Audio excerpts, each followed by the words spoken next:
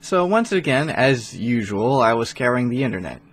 This time, I stumbled upon the game called Cardinal Syn for the PlayStation 1. Long story short, it's a weapons-based 3D fighting game. And while it does have its flaws, I don't think it hasn't aged too bad at all over the years. But if anything, I really like the opening story. It is said, when chaos reigned long ago, a cloaked man appeared and began walking the ravaged earth. This man, now named the Wanderer, carried with him a book that contained great and boundless secrets. After the Wanderer's arrival, civilization flourished, and the clans raised flags bearing his symbol of unity. Peace reigned for many years throughout the land. The Wanderer, believing that his peaceful teachings were concluded, gathered the clans together, transformed his book, and disappeared. The clan members' shock expired as quickly as the Wanderer's word, and the clans returned to their brutal practices. Pandemonium ruled the Bloodland as unity and alliance were substituted with greed and malevolence. Complete annihilation was inevitable. In the midst of one of the most bloody battles, a blinding flash suddenly suspended all warfare. In the center of this explosive light stood the cloaked figure of a woman. All were stunned as the woman held the almost forgotten symbol of unity high for all to see. It was then that the clan leaders were gathered and instructed to present their invaluable scrolls. Those who were present at this gathering have related a strange tale filled with inexplicable power.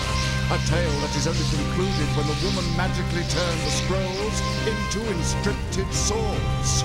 This woman is Syn. Let the grand tournament begin. And preparation for the grand tournament began as the contestants were ready for combat. Each fought to the death until only one was triumphant. This champion rose to Syn's temple to claim his right to rule the Bloodland. He was never again to be seen.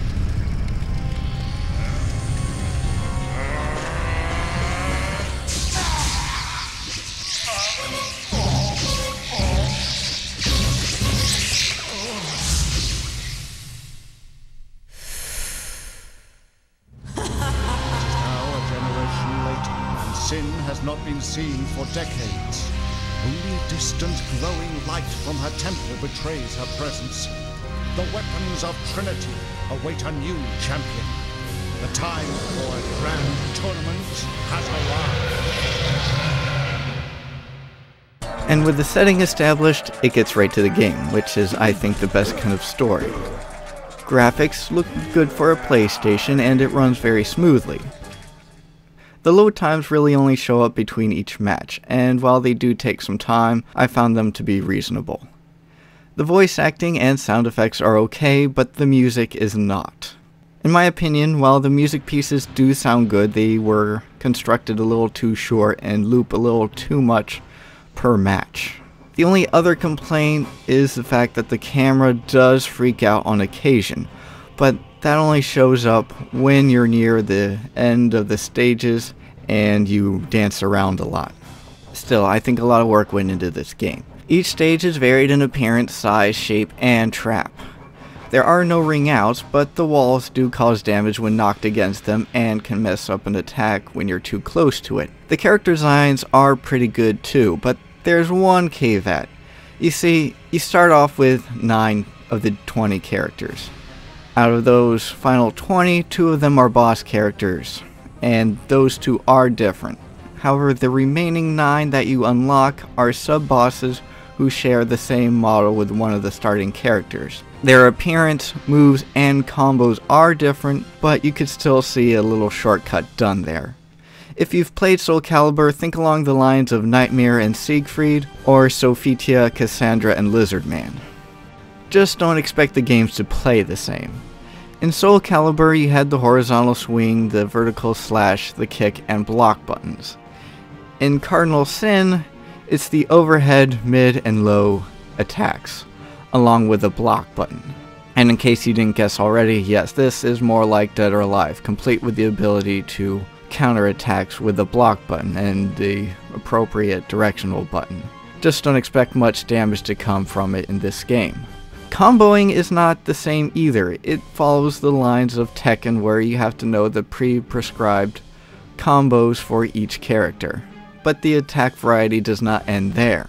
You also have the jump button, the shove button, and the free roam button.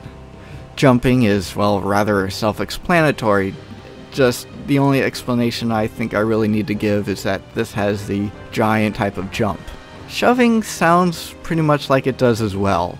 It's basically kind of like the throw in this game. It doesn't really do the same thing, but it's the closest I could come to an actual throw attack. Free roam is probably the most unique feature in this game. I don't know if it's been done before, but I certainly wish Tekken 3's Tekken Force minigame had it. Its main purpose was basically to allow players to quickly snag items, access the dash-in attacks, and dodge projectile moves more quickly than sidestepping. Playing chicken is also possible, but I don't think that was an intended purpose for it. I can see why this mechanic hasn't been used much, as it does break up the intensity of a match, but I wouldn't mind seeing it get used more often. But as much as I enjoyed the game, was it good? Well, I'm not really going to say. I'm not a fighting game expert, nor did I play the game thoroughly. I did have fun playing it though, with only one real complaint: the delayed button input. But to be honest, I wasn't really surprised by it. A lot of the early 3D fighting games suffered from this to a greater or lesser extent, but this game came out in 1998. By then, the big-name fighting games had already fixed the problem. Dead or Alive 2, Soul Calibur, and Tekken 3 had finally proved that 3D fighting games could be as fast as and fluid as the 2D ones. And as a side note, while I really won't spoil the final boss of Cardinal Syn, besides the fact that it's not her, I will say that both the final boss of this game and Tekken 3 were both treated similarly, from a technical standpoint. I bought this game at $5, including the shipping, and easily got my money's worth. So if you want to play a 3D fighting game that's been largely overlooked, I would strongly suggest this one if you've got a PlayStation 1, 2, or 3. This is Thegamingbard, signing off.